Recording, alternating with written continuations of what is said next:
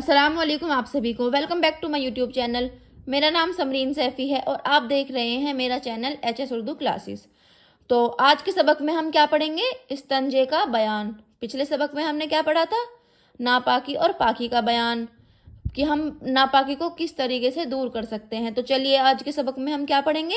इस्तंजे का बयान। तो आज का सबक हम शुरू करते हैं, ध्यान से पढ़िएगा।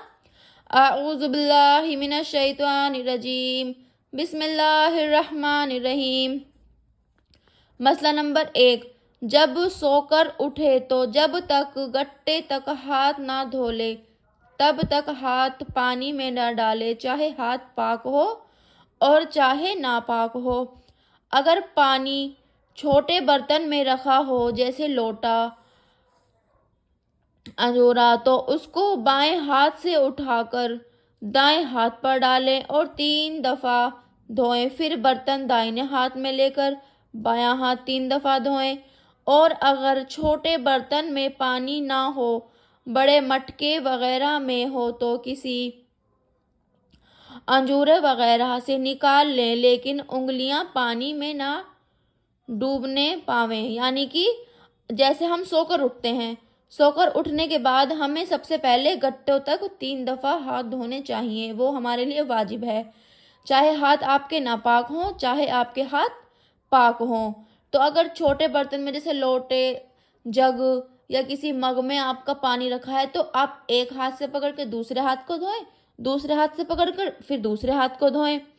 और अगर किसी ऐसे बर्तन में है कि आप अगर उसमें पानी में हाथ डालेंगे तो पानी नापाक हो जाएगा, और बड़ा बर्तन है आप उठा भी नहीं सकते, तो किसी बर्तन से उसमें से पानी निकालें और फिर अपने दोनों हाथों को अच्छे से धोएं। और अगर अंजूरा वगैरह कुछ ना हो, तो यानी कि अगर कोई और अगर बर्तन ना हो, तो बाएं हाथ की उंगलियों से चुल्लू बनाकर पानी निकालें और जहाँ तक हो सके पानी में उंगलियां कम डालें और पानी निकाल के पहले दाहिना हाथ धोएं। जब वो हाथ धुल जावे तो दाहिना हाथ जितना चाहे डाल दे और पानी निकाल ले। यानी कि अब हम जैसे हमारे पास कोई बर्तन नहीं है, जैसे मग नहीं है, अगर हमारा पानी भरा हुआ है तो हम अगर सारा पानी में हाथ डालेंगे तो हमारा सारा पानी ख़राब हो जाएगा और इससे पानी भी बर्बाद होगा। और अगर जैसे हमारे पास कुछ नहीं है तो आप क्या करें कि एक सीधे हाथ से उल्टे हाथ पे पानी डालें, जितना जितना डुबोएं हाथ, सिर्फ उंगलियां डुबोएं, कि ये ना हो कि सारा हाथ डूब जाए। फिर दूसरा हाथ धोने के लिए जब आप दूसरा हाथ डालें तो वो तो पहले वाला धुल गया आपका 3 बार हाथ, तो फिर चाहे जितना मर्जी चाहे उसमें अपने हाथ को डाल दें, पानी निकाल लें, फिर बायां हाथ धोएं। और ये तरकीब हाथ धोने के उस वक्त है कि हाथ नापाक ना हो, और अगर नापाक हो तो हरगिज़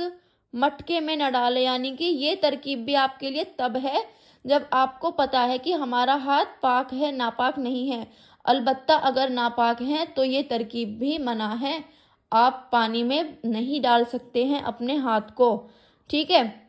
बल्कि किसी और तरकीब से पानी निकालें, नज्स ना होने पाए, यानी कि नापाक ना होने पाए वो पानी। मसलन पाक रुमाल डाल के निकाले और जो पानी की धार रुमाल से बहने, यानी कि जो पानी की जो धार है, अगर हम रुमाल को पानी में डालेंगे और जब हम बिना निचोड़े पानी में से उस रुमाल को निकालेंगे तो जाहिर है उसमें से एक पानी की लाइन बनेगी, पानी की धार बनेगी, तो वो बहेगा, तो उससे हाथ पाक कर ले या और जिस तरह मुमकिन हो पाक कर ले। मसला नंबर 2, जो निजास्त आगे या पीछे की राह से निकले उससे इस्तंजा करना सुन्नत है। मसला नंबर 3, अगर निजास्त बिल्कुल इधर उधर ना लगे और इसलिए पानी से इस्तंजा ना करे बल्कि पाक पत्थर या ढेले से इस्तंजा कर ले और उतना पूंछ डाले कि निजास्त जाती रहे और बदन साफ हो जाए तो भी जायज़ है, लेकिन ये बात सफाई मुराज के खिलाफ है। अलबत्ता अगर पानी ना हो या कम हो तो मजबूरी है। यानी कि अगर आपके पास पानी नहीं है और आप पाखाना या पेशाब के लिए बैठे हैं कहीं सफ़र में, तो मिट्टी के ढेले से आप अपनी सफाई कर सकते हैं, वो तो आपकी एक मजबूरी हो गई।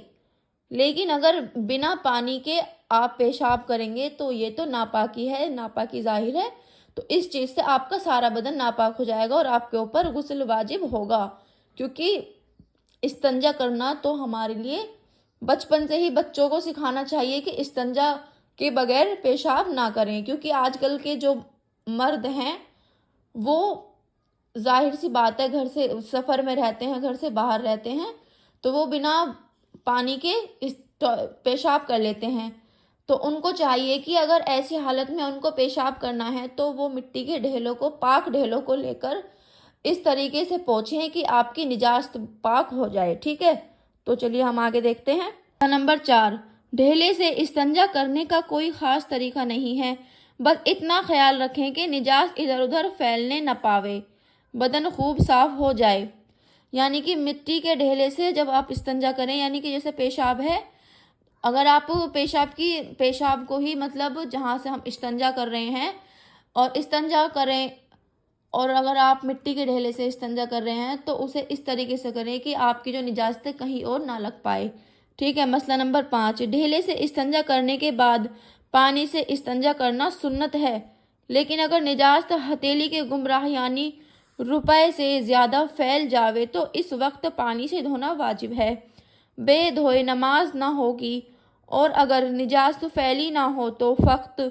ڈھیلے سے پاک کر کے بھی نماز درست ہے، لیکن سنت کے خلاف ہے۔ مسئلہ نمبر 6، پانی سے استنجا کرے تو پہلے دونوں ہاتھ گٹوں تک دھو لیوے، پھر تنہائی کی جگہ جا کر بدن ڈھیلا کر کے بیٹھے، یعنی کہ پھر تنہائی جگہ جا کر بدن ڈھیلا کر کے بیٹھیں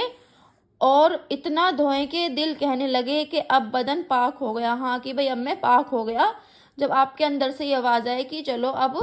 استنجا ہمارا ہو گیا اور میں پاک ہو گیا، البتہ اگر کوئی شکی مراز ہو کہ پانی بہت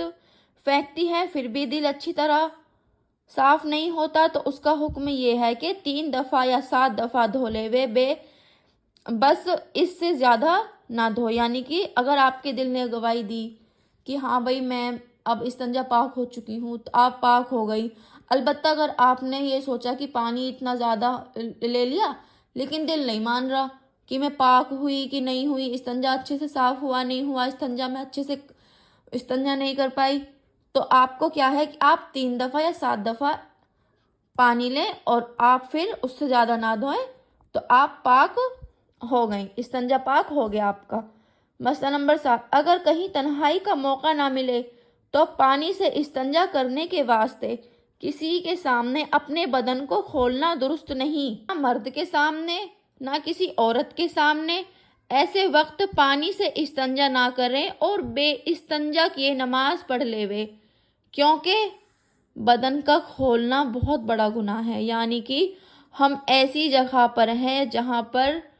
آپ استنجا کرنے کی حالت میں نہیں ہیں، آپ کے آمنے سامنے بہت سارے مرد ہیں، عورت ہیں، اور آپ تنہائی کی جگہ آپ کے لیے نہیں ہے اور آپ نے پیشاب کیا ہے تو آپ ایسی جگہ پر استنجا نہ کریں، آپ بنا استنجا کرے نماز پڑھ لیں، کیونکہ بدن ہم کسی کے سامنے، دیکھو کسی کے سامنے ہم بدن کھولیں گے نہیں، کھولیں گے نا، تو ایسی حالت میں آپ کا نماز پڑھنا درست ہے، کیونکہ یہ ہو گئی آپ کی ایک مجبوری کی حالت میں بھی دیکھو نماز قضا نہیں ہے۔ اور اگر جس کے پاس پانی ہے اور ظاہر سی بات ہے جیسے بچے ہیں، بچے بڑے ہوتے ہیں دھیرے دھیرے اور وہ نماز بھی پڑھ لیتے ہیں، قرآن شریف کو بھی چھو لیتے ہیں، تو ہمیں چاہیے کہ ہم انہیں دھیرے دھیرے جب وہ تھوڑا تھوڑا سمجھدار ہونا شروع ہوئے تو انہیں پاکی اور ناپاکی کے بارے میں بتائیں اور استنجے کے بارے میں بھی انہیں پڑھنا بتائیں۔ مسئلہ نمبر 8، ہڈی اور نجاست جیسے گوبر، لید وغیرہ اور کوئلہ اور کنکر اور شیشہ اور پکی اینٹ اور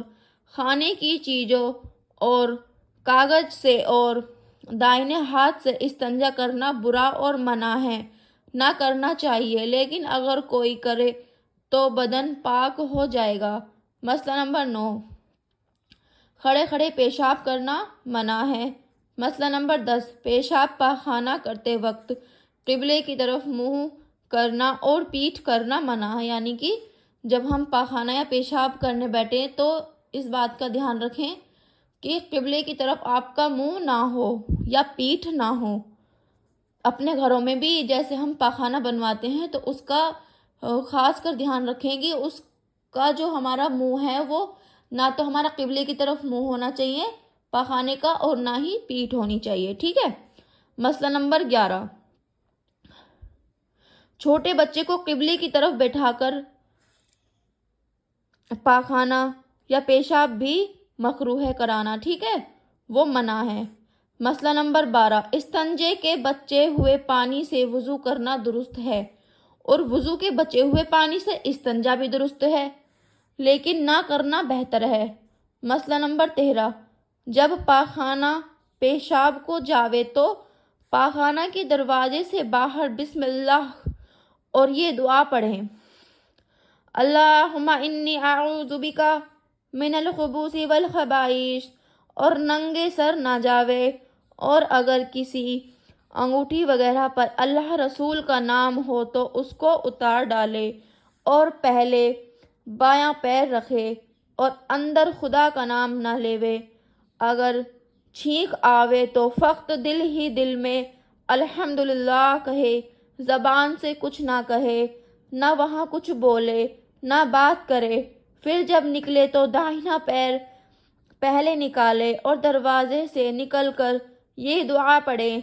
غفرانک الحمدللہ الذی اذھب عنی العذا وعافنی، اور استنجے کے بعد بائیں ہاتھ کو زمین پر رگڑ کے یا مٹی سے مل کر دھوئیں۔ تو چلیے آج کے بیان میں ہم نے استنجے کا بیان پڑھا تھا، تو آپ کو اچھے سے سمجھ میں آ گیا ہوگا کہ استنجا ہمارا کس طریقے سے پاک ہوتا ہے اور ہم استنجے کو کیسے پاک کریں، اور جب ہم پاخانے کے لیے اندر جائیں تو یہ والی دعا پڑھیں، اللہم انی اعوذ بک من الخبث والخبائث، ننگے سر نہ جائیں، اس بات کا اچھے سے دھیان رکھیں، اور انگوٹھی یا کسی چھلے پہ یا کسی لاکٹ پہ اگر اللہ تعالیٰ کا یا آپ محمد کا نام ہے تو اس کو اتار ڈالے۔ اگر چھینک بھی آپ کو پاخانے کے اندر اگر آپ کو چھینک آ رہی ہے تو دل ہی دل میں آپ الحمدللہ کہیں، زبان سے کچھ نہ کہیں۔ پاخانے کے اندر بات کرنا منع ہے البتہ، اور اگر آپ پاخانے سے نکل کر یہ والی دعا پڑھیں، غفرانک الحمدللہ الذی اذھب عنی العذا وعافنی، اور استنجے کے بعد بائیں ہاتھ کو زمین پر رگڑ کے مٹی سے مل کر دھوئیں، ٹھیک ہے۔ تو چلیے آج کا سبق ہمارا پورا ہو چکا ہے، اور اگلے سبق میں میں آپ کو نماز کا بیان پڑھاؤں گی۔ تو پہلے آپ استنجے کے بیان کو اچھے سے پڑھیں، اچھے سے دھیان میں رکھ کر اس کو دھیان سے پڑھیں، اور پاخانے کے اندر جانے کی دعا، پاخانے سے باہر نکلنے کی دعا، ان دونوں کو یاد کریں اور پڑھیں، اور جیسے جیسے میں نے آپ کو بتایا ہے اس پہ غور فرمائیں، اور اپنے بچوں کو استنجے کے بارے میں بتائیں۔ چھوٹے بچے سے ہی آپ شروعات کریں، جب وہ چھوٹا بچہ ہوتا ہے استنجے کے لیے جاتا ہے تو آپ اسے استنجا کرانے کے بعد اگر ایسے ہی اس کے کپڑوں کو اوپر پہنا دیں گے، اس کی پینٹ کو اوپر کر دیں گی تو اسے بڑے ہونے تک بھی یہی عادت پڑ جائے گی۔ لیکن اگر آپ چھوٹے سے بچے کو دھیرے دھیرے کر کے جب وہ پیشاب کے لیے جاتا ہے، جب وہ ٹوائلٹ کے لیے جاتا ہے، اور آپ اس کے پیروں پہ اور آپ کو اس کا استنجا پاک کریں گے تو دھیرے دھیرے اس کو وہی عادت پڑے گی، وہ دھیرے دھیرے استنجا پاک کرنا سیکھ جائے گا۔ تو چلیے ہم ملتے ہیں اگلے سبق میں، خدا حافظ۔